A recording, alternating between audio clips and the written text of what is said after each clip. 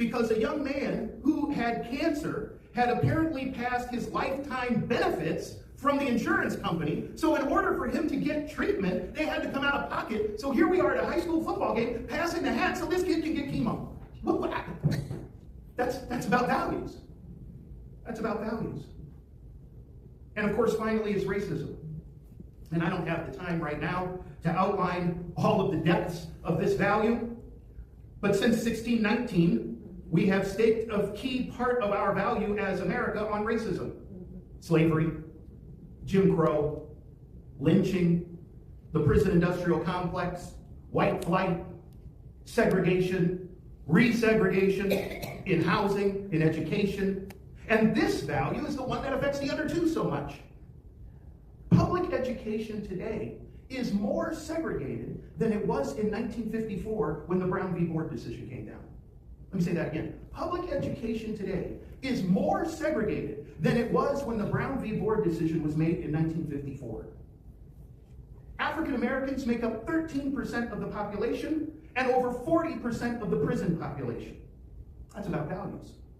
At a wider level, the United States locks up more of its citizens than any other nation on the planet, including China, or Russia, or Iran, or Venezuela. Those are demonstrations of our values. We sit around and talk about, we live in a country right now where DEI is seen as dirty words. Why are we erasing Black history at Arlington Cemetery? Why, on the very weekend of the celebration of the birth of Dr. King, was the sculpted bust of King removed from the White House? Racism. There is no doubt that the way that ICE is conducting itself all over this country, their policy, their enforcement, the way they're enforcing has its own heavy dose of racism. Now, King linked all of these evils together when he said, quote, "Capitalism was built on the exploitation and suffering of Black slaves and continues to thrive on the exploitation of the poor, both Black and white, both here and abroad." He said this, quote, "If America does not respond creatively to the challenge to banish racism, some future historian will have to say that a great civilization died because it lacked the soul and commitment to make justice a reality for all men." So how do we overcome? How do we address these evils? King said this, quote, "For years I labored with the idea of reforming the existing institutions of the South, a little change here, a little change there. Now I feel quite differently. I think you've got to have a reconstruction of the entire society, a revolution in values." So what does that look like?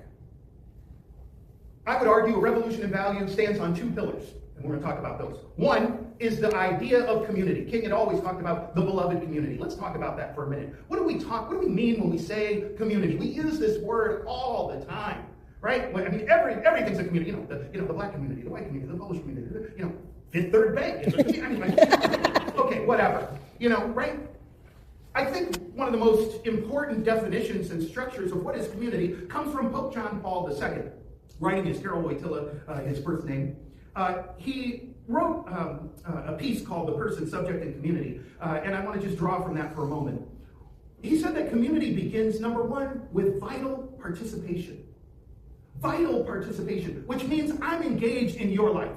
You're engaged in my life. We work cooperatively together. We truly understand or live by the value of love thy neighbor. Right? When we see our neighbor, how do we see them? John Paul said this, "When I see any one other human being, I see them as a human being. Unique, unrepeatable, deserving of dignity and respect." Combine that with searching for the common good and loving my neighbor, that's a value. The value of community. And when we begin to express ourselves in that way, then when we see people who are hungry, who need to be fed, we see them as human beings, not those people. We see them as my neighbor, not them. We see them as someone who is vitally connected to me. I can't be all I can be unless you are all you can be. Those are values. Those are values that form community. The second pillar of this revolution is love. Now, and I don't mean, wishy-washy, I love you. Which is true, I do love you. I love you. It's true, I do love you. But love, meaning in King's way of what he said, was agape love. The love of God working through men. That kind of love. The love that doesn't expect some recompense for my good behavior or good works. A love that recognizes not only the worth of human personality, but honors that personality with justice. Because love in public is justice. These are the two foundations of a revolution in values. Now, from the individual level, we are all signed up to be love revolutionaries, and I'm glad you are in this fight with me.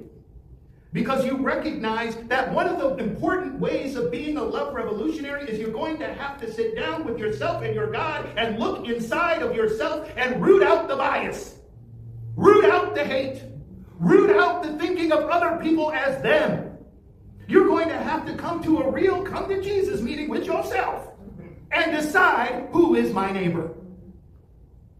So that when I pass by the person hurt and injured on the side of the road, that I'm not the Pharisee that just walks by, but that I'm the Good Samaritan who helps the person, even though they're from different races, different religions, different in every way.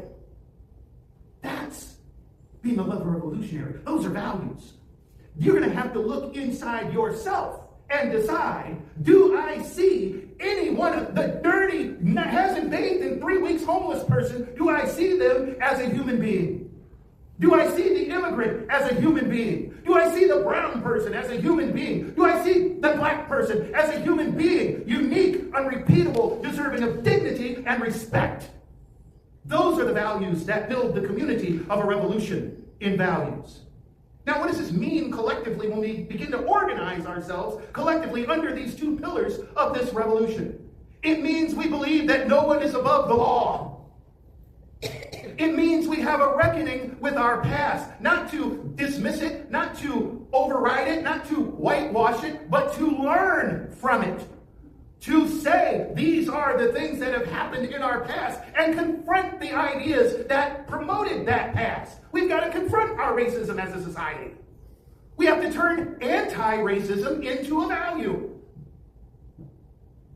We have to collectively see our neighbors as human beings. And when we do, then we come together to not support policies that enforce alienation.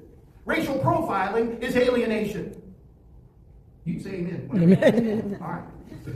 Right? We have to see that these are the values that we have to begin to promote in this revolution. We have to say that we don't support policies that deny human dignity to any one other person.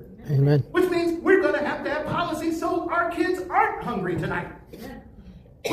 We live in a country where, I'm a veteran, so I'm going to speak about this for a minute. We live in a country where soldiers who fought for this country are reliant on private nonprofit organizations to help them survive. I got nothing against Wounded Warrior Project. I got nothing against American Veterans for Peace, I think is the name of the organization. I have nothing against them. But I'm saying, how is it we live in a country that sends men to war, and women, sends them to war, and then when they get home, you on your own? How does that happen? That's a reflection of our values. But if we had a revolution in values, we would have a primacy of diplomacy rather than war. Right? It means we don't support policies that deny who we are. The Imago Dei. We're going to talk about this. Right? We're all born in the image of God. All of us. We are all brothers. Now, what happens if we were to actually live that value? If we were to actually build a society on that value? It means we would be resisting racism in all of its forms. It means we would create policies so our children are well fed, educated by teachers who love teaching and have the creative space to do what they do best, an economy that strives to create living wage jobs in a sustainable future. When we ground our policy on these two pillars, community and justice, we can begin to build a world that reflects what King called the beloved community. I'm in for the revolution. I hope that you will join me in this revolution. Thank you. Amen.